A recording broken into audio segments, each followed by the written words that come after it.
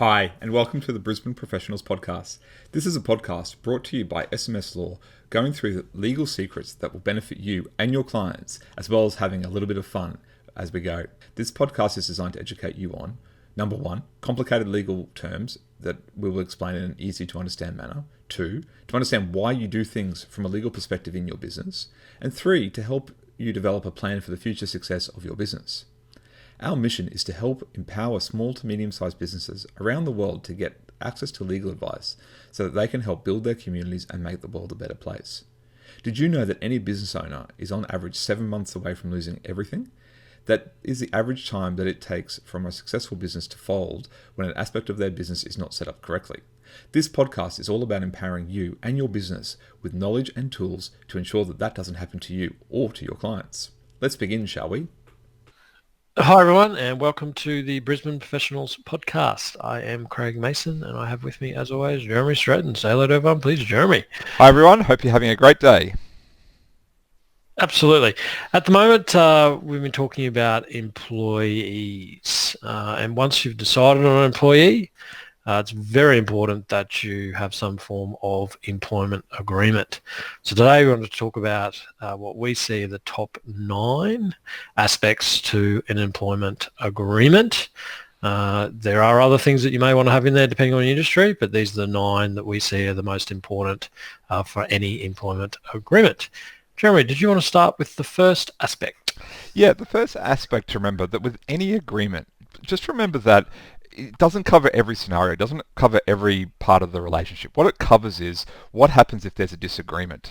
I really like this way of thinking about agreements, that they're almost disagreements. So they're things that cover off when you have an agreement. When you have an agreement, what would happen if there's a disagreement in the future. And putting them into these contracts early on is really, really important. So, just think about that when we're talking about these things. But that's a really important part for any contract, and especially an employment agreement. So, Craig, do you want to start off with the first one? Yeah, absolutely. So it's making sure that you've got in there the job description, obviously. And the reason why you want to have that in there, so it's clear exactly what the employee is actually supposed to be doing. So it's like when you're quoting a job, for instance, you want to make sure the scope of works is specific. So there's no confusion there that, I didn't realise I had to, answer the phone, for instance. So you want to have a job description in there that's comprehensive and it has all the sorts of things that that employee is required to do.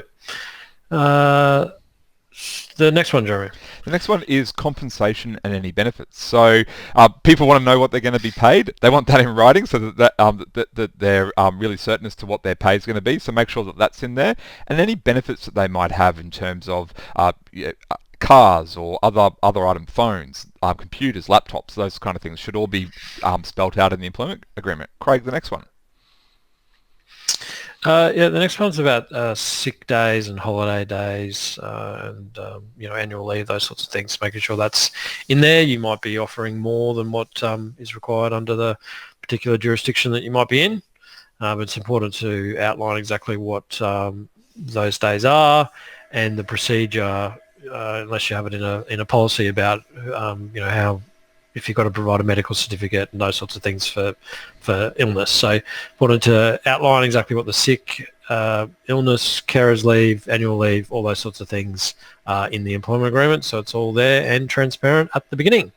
Jeremy, next one. Next one is confidentiality. No matter what type of business you're in, you want to make sure that your team members, your employees are keeping information about your business confidential. So whether that's just your financials, if you share them, or if they see them, or if it's your client list or information about the way that you do your business. You want to have a good confidentiality agreement because without it, it becomes very hard to enforce that if they leave and try and take their information. Craig, the next one. The next one's about acknowledgement of employment policies. And this is quite a big one to have in your employment agreement, that you acknowledge and agree to the workplace policies. So rather than having all those outlined in detail in the employment agreement, you've got an acknowledgement in there that they agree to those. So that could be a drug testing policy or a motor vehicle usage policy or a mobile phone usage policy or something along those lines. They're separate policies, but they acknowledge in that employment agreement that they agree to those and that they're bound to follow those policies. The next one, Jeremy, about termination. Yeah, so termination requirements. I think this is a really, really important one as well. Making sure that there's clearly defined terms about termination. In Australia, there are provisions and minimum requirements in that regard about how much notice you've got to give or pay in lieu of notice. So setting those things out in your employment contract, really, really important to make sure that you get right. And what happens upon termination? And Craig, I've kind of jumped on the next one as well, which is the notice periods. Yeah. so they're gone in together. Yeah, exactly. So as Jeremy said, notice period, it's important to have that in there again, so everyone's on the same page as to how much notice needs to be provided, and the payouts for that, depending on the amount of time that they've been employed and those sorts of things. So make sure you have that in there. And then the last one, Jeremy, which kind of fits into the first one you spoke about disagreements.